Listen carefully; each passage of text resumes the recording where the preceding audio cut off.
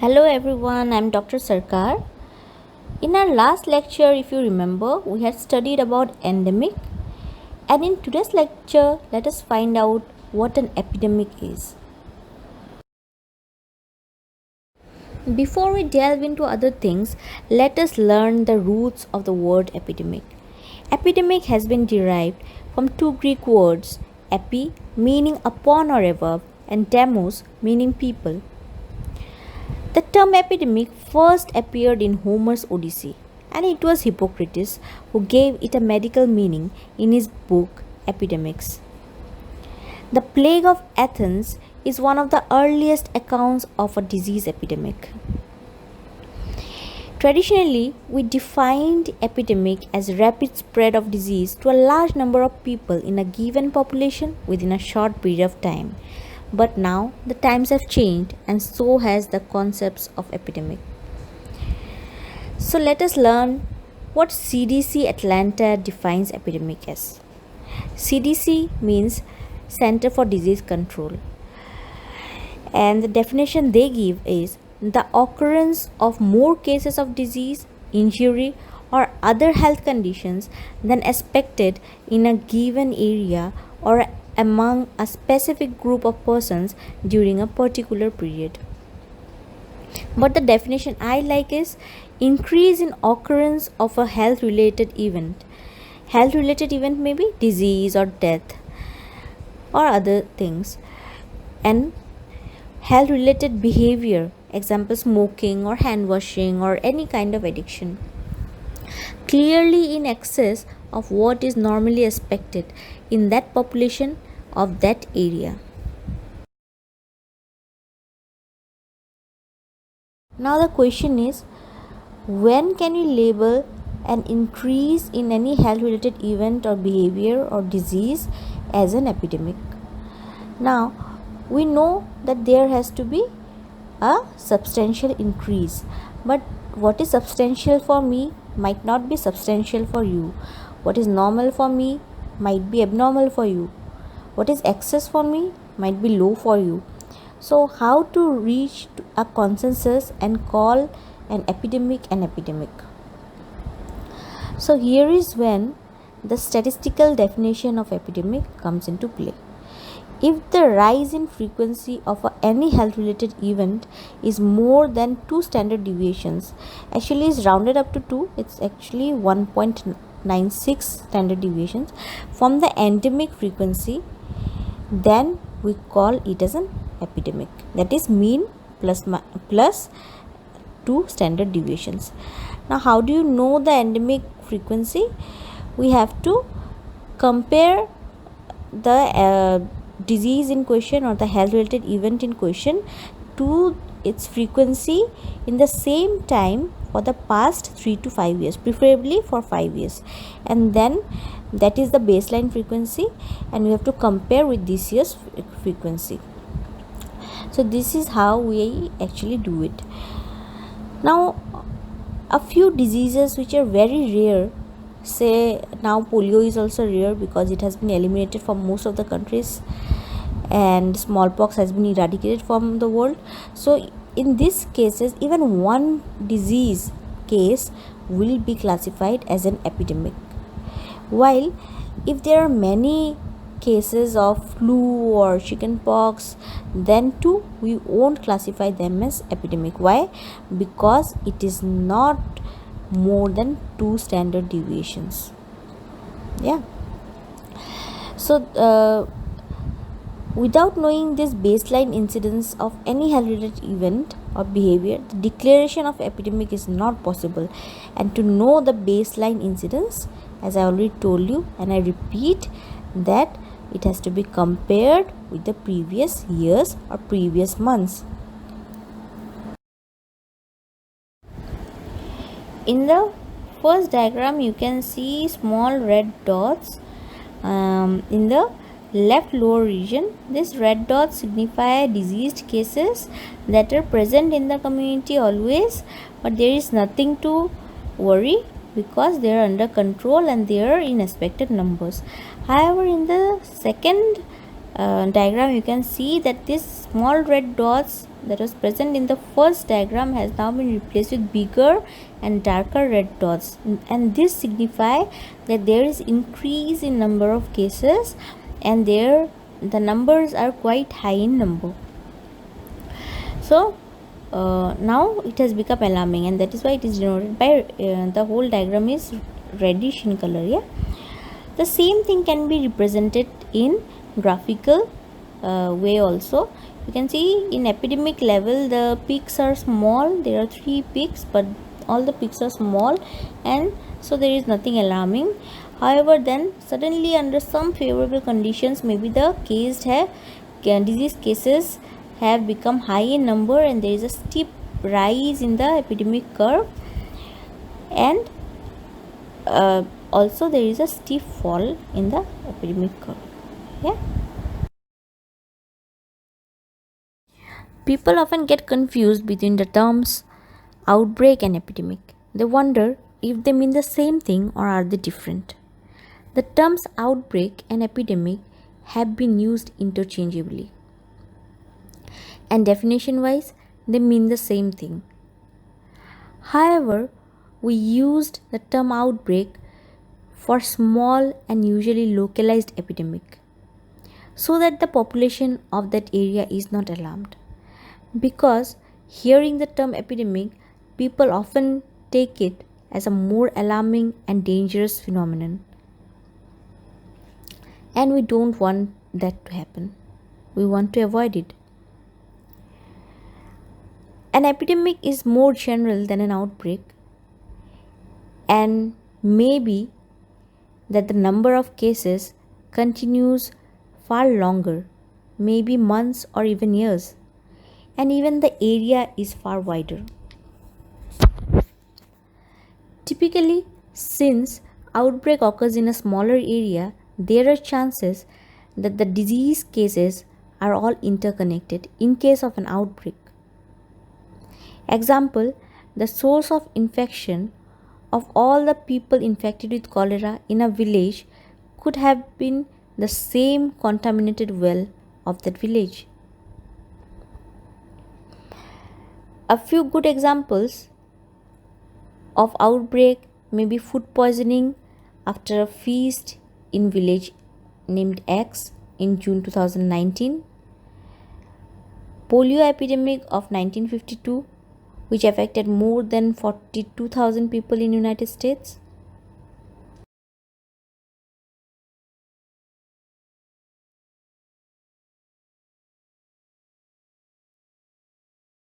When do epidemics occur?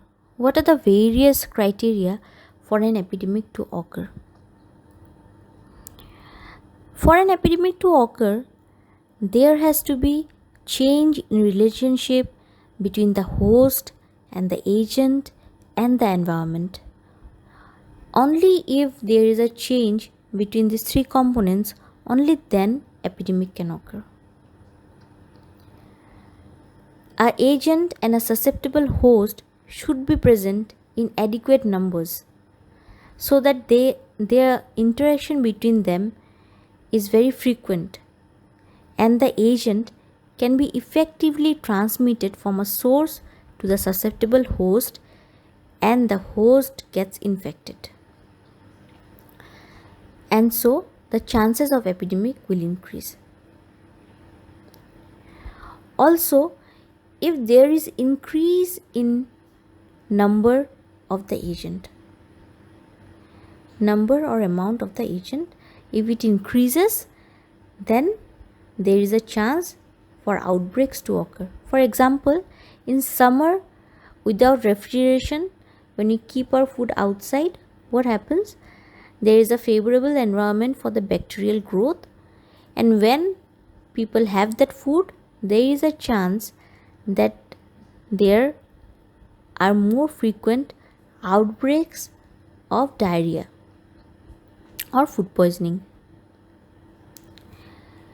Again, there might not be any increase in the amount of the agent, but the virulence of the agent may increase. In that case, also there are chances for an epidemic to occur. If there is a area where the agent is not present and we introduce the agent in that area, then there are very high chances for an epidemic to occur. Also, if the modes of transmission are enhanced, then there are chances that more susceptible people are exposed to the agent.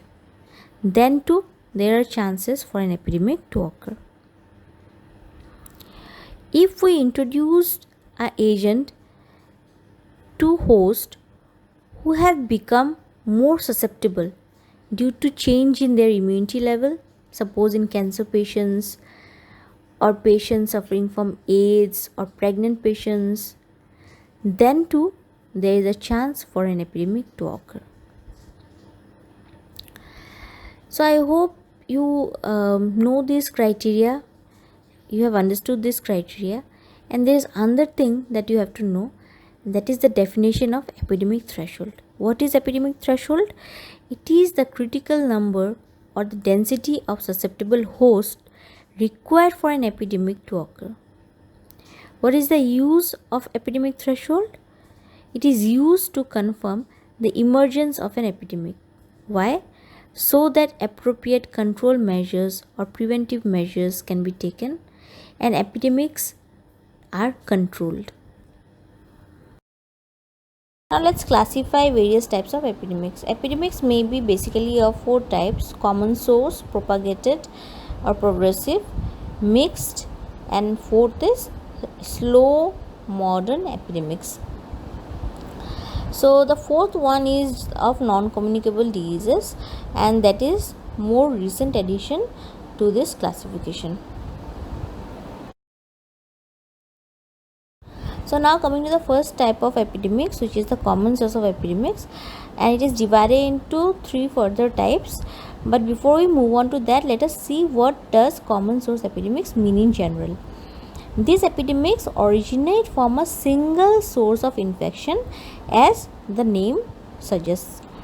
In the figure you can see that there is a single case and it infects a few other cases, and there is a steep rise in number of cases as well as a steep fall.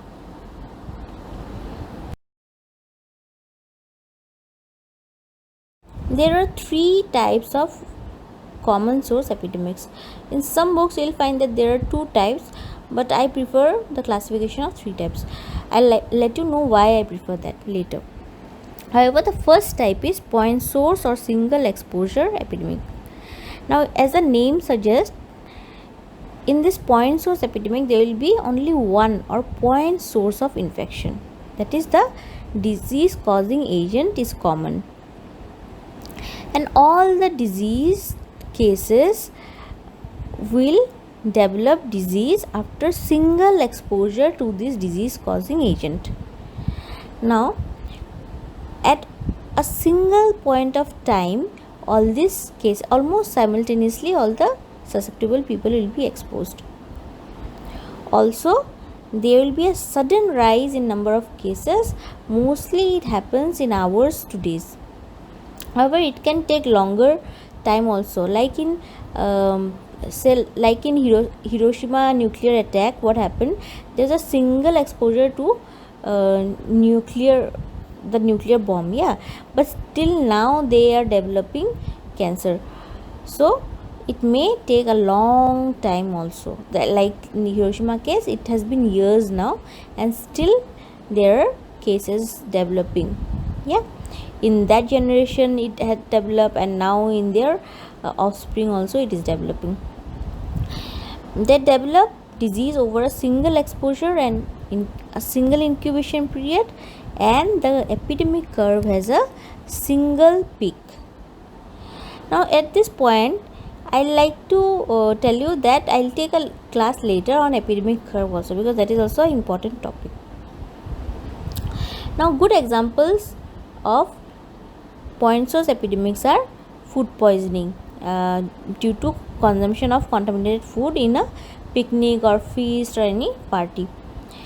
Second is, you'll remember there was a very famous Bhopal gas tragedy in India, so in 1984, and that is also example of point source epidemic.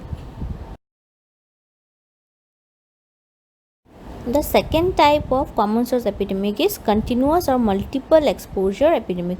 So the first one was single exposure and point source epidemic, and now here the source of infection is continuous. Such epidemics will not stop until and unless this source of infection is removed. There is a range of exposures, not only single exposure unlike the previous one, but here there will be many exposures, and that's why there will be many incubation period, not a single incubation period. And what will happen is, there won't be any steep rise and steep fall, but there will be a wide peak and the curve will tend to flatten. Okay, so examples are, suppose a well is infected with cholera germs, and people using it again and again, a different batch of people will use it, and they'll collect water from the well and they'll take it, and they will get infected in batches. Yeah. Second is in typhoid Mary, as I already gave example of typhoid Mary before in my other lectures also.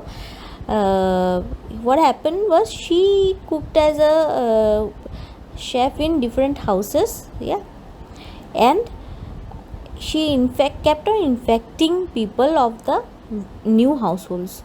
So this is also important example of continuous or multiple exposure epidemic.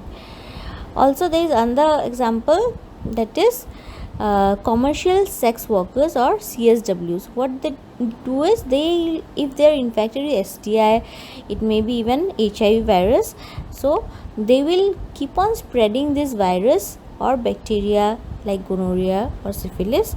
They'll keep on spreading STIs, various form of STIs to her clients. Yeah, every time new clients come, she'll infect them.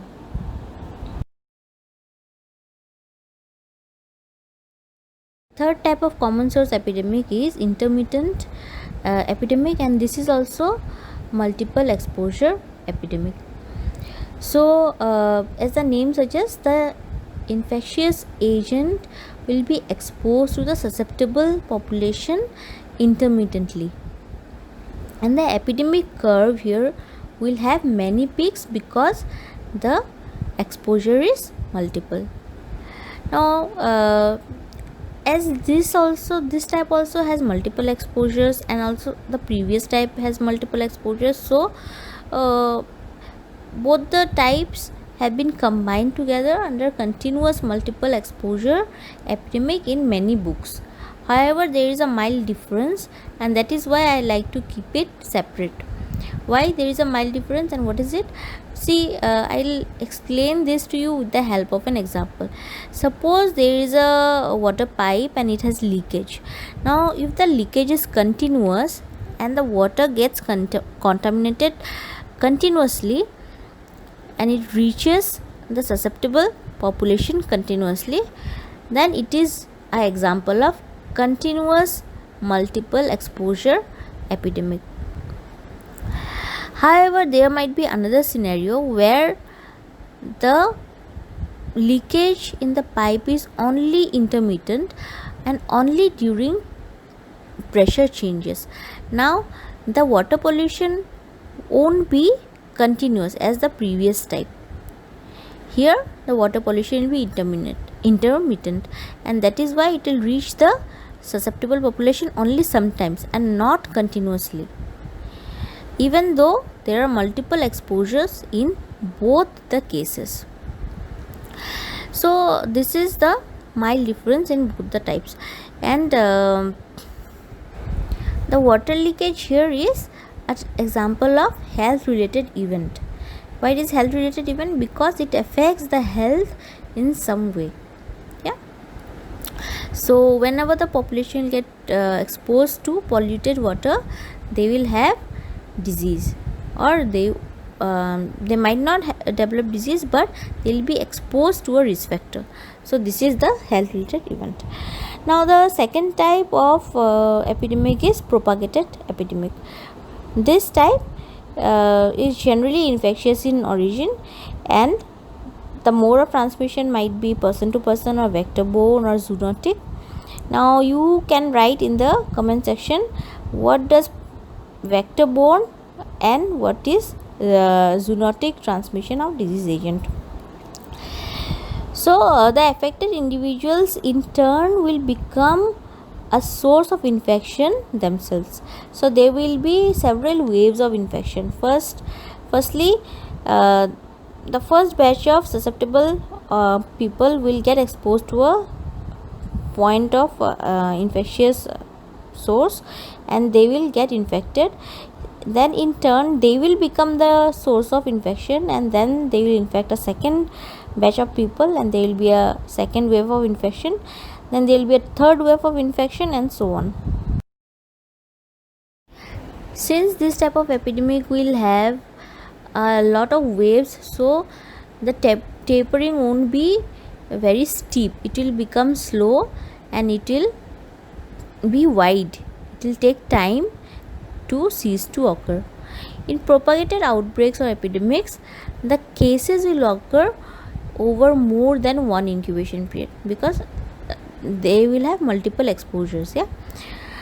So good examples of this type of epidemics are, or rather this type of epidemics can be often seen in typhoid fever, cholera, shigellosis.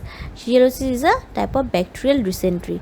Now in the comment section, please write what is the difference between dysentery and diarrhea. Propagated epidemics will occur more likely where there are more susceptible individuals.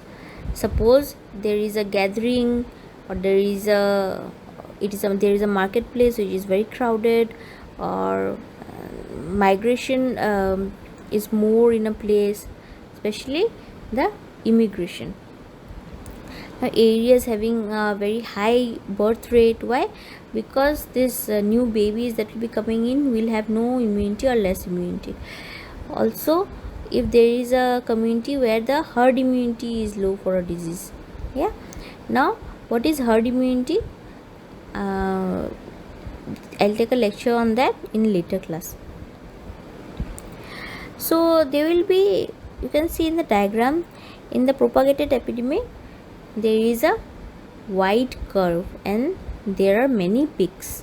There is not a single peak, but there are many peaks, and the rise in the curve is not very steep like in common source, and also the tapering is not steep. The third type of epidemic is mixed epidemics. Mixed epidemics will have features of both common source epidemics and propagated epidemics. It will start as a common source outbreak, but it will be followed by secondary person to person spread and is often seen in the community. This type is very common. For example, suppose if drinking water is collected from some unsafe source, and it will expose the whole community to a waterborne infection. Now this infected people of the community will in turn infect other people also. So the common source outbreak that was in this infected people will then be followed by a propagated spread. The fourth type of epidemic is slow or modern epidemic. It is called modern because it is the most recent addition to this classification. Also it is called epidemic of non-communicable diseases because it involves the non-communicable or the chronic diseases. Now which are the non-communicable diseases? Non-communicable diseases are obesity, hypertension, diabetes, cancer, or mental health, or cardiovascular diseases. Now why do these diseases occur? These diseases were earlier called diseases of affluent. Affluent means rich people. Why? Because they had less of physical activity, yeah, and their food habit was comparatively rich. They used to have more of oil or more of protein or more of sugar, and they used to have these diseases. But now that is not the case. Yeah, now even people who are not that affluent can have these diseases. Why? Because with the advancement of science and technology, healthcare, with the advent of antibiotics, with the discovery of vaccines, our life has prolonged. Yeah, we live for more years and we have better control over infectious diseases. But the downside of this is that we are now more prone to get this non-infectious diseases. And the worst is that these epidemics of these diseases are often neglected. Why? Because they are so slow that people tend to overlook that they are actually happening. But there is a rise, but the rise is gradual. It's not as steep as in infectious diseases. There is a slow growth. However, uh, these diseases are there, the epidemics are there, and it has to be addressed. And so this type is now going to be most important in coming years. Yeah. Now, can you tell me, in India, what percentage of diseases are non-communicable and what percentage is communicable? Is which one is more, which one is less? So can you write in the comment section? So with this we have come to the end of today's lecture. These are the references that I have used. I don't think though that you need to go through these references because I have tried to be exhaustive. However, you can go through PARCC at least. Today's lecture was on epidemic, the previous lecture was on endemic, and so you can guess the next lecture will be on pandemic and sporadic. So keep watching, have a good day, hope you understood the lecture, and thank you.